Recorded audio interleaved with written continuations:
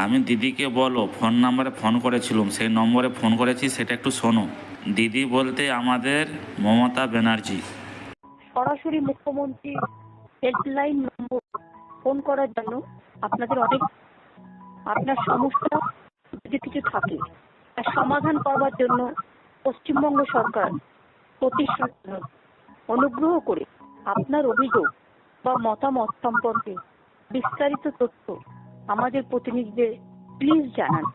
আমরা আমাদের সাধ্যমতো চেষ্টা করব আপনার সমস্যা যতটা পারি সমাধান করার জন্য। নমস্কার, ভালো থাকবেন।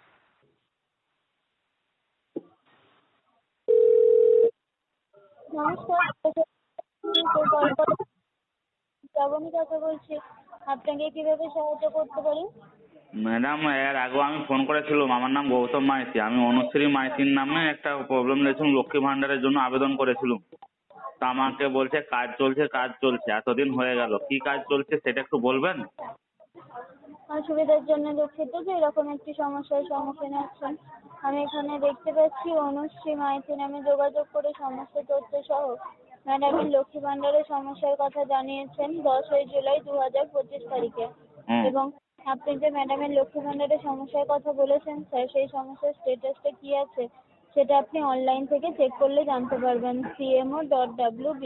তো আপনি তাহলে কি cmo.wb.gov.in। করতে আছেন? আপনি কি করতে আছেন? হেল্পটা কি করছেন? আমি যদি একটা মূর্খ ছেলে হয়ে যদি আমি অনলাইন চেকিং করে নিতুম, তাহলে আপনাকে কেন ফোনটা লাগাতুম? আমাকে সেটা বলুন। আমি যে প্রশ্ন করছি সেটা উত্তর দিন। আমি যদি চেকিং করে নেব, আপনি কিসের জন্য রেখেছেন? এইটা আমাকে তো যতবার ফোন করি ততবার বলছেন, আমার কাজটা হচ্ছে কোথায়?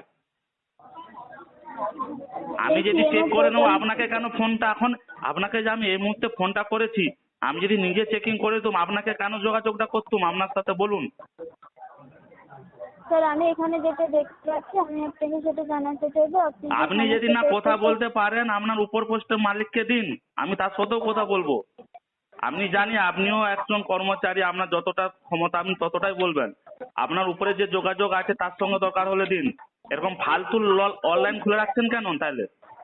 আপনার যখন প্রবলেম সলভ করতে পারবে না তো প্রশ্নের উত্তর লিখছেন কেন?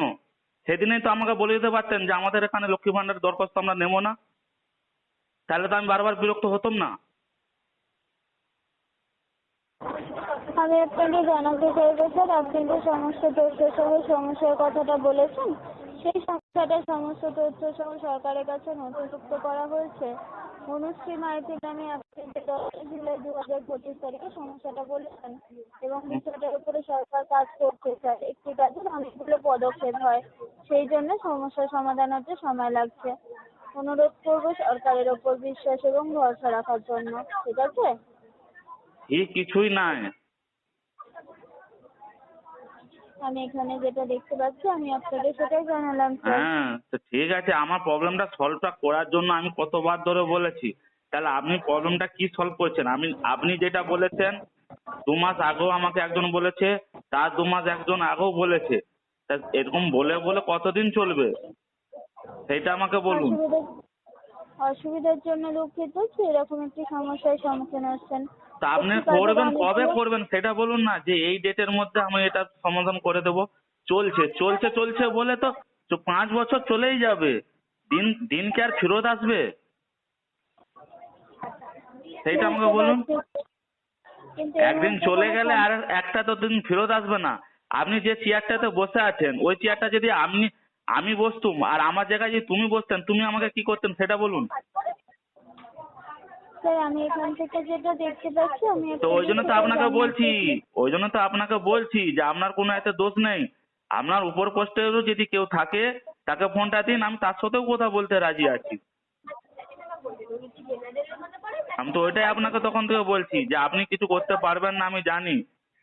আপনার উপর পোস্টেও যদি কেউ থাকে তাকে ফোনটা দিন, কেন এরকম করছে। যদি না হয় আমাকে ফোনে বলে দিন যে আমরা সমস্যা সলভ করতে পারবো না, আপনি অন্য ব্যবস্থা করুন। তাহলে আমি আপনাদের ফোন করবো না, ঘড়ি ঘড়ি ডিস্টার্ব করবো না কাকুকে। আমি ভাববো আমার নসিব খারাপ, আমরা লক্ষ্মী ভান্ডার পাবো না। এই তো কথা। আপনারা যদি এরকম ঝুলিয়ে রাখেন একটা মানুষকে, সে কতক্ষণ বেঁচে থাকবে? অসুবিধার জন্য দুঃখিত যে এরকম সে একটি নেই। সমস্যার সে নেই। সম্মুখীন হচ্ছেন। হুম। ঠিক আছে স্যার, আমি আপনাকে অনুরোধ করব সমস্যা সমাধানের জন্য যে সময়ের প্রয়োজন সরকারকে সেই সময়টা দিয়ে সাহায্য করবেন। ঠিক আছে স্যার, সরাসরি মুখ্যমন্ত্রীকে কল করার জন্য ধন্যবাদ। তবু আপনি উপর মহলাতে ফোনটা দিচ্ছেন না, তাই তো? আচ্ছা স্যার, আপনি আমার সিনিয়রের সাথে কথা বলতে চাইছেন তাই তো? আমি আপনার উপর পোস্টে সিনিয়রের সাথে কিছু কথা বলতে চাই, আপনি দয়া করে ফোনটা দিতে পারবেন কি? স্যার, আমি আপনাকে জানাতে চাইবো আমার সিনিয়র আপনাকে যে তথ্য দিয়ে সাহায্য করবো আমি আপনাকে সেই একই তথ্য দিয়ে সাহায্য করবো স্যার। হ্যাঁ বলুন। আমি এখানে দেখতে পাচ্ছি আপনার জানানো সমস্যাটা সমস্ত তথ্য সহ নথিভুক্ত করা হয়েছে। বিষয়টার উপরে সরকার কাজ করছে স্যার।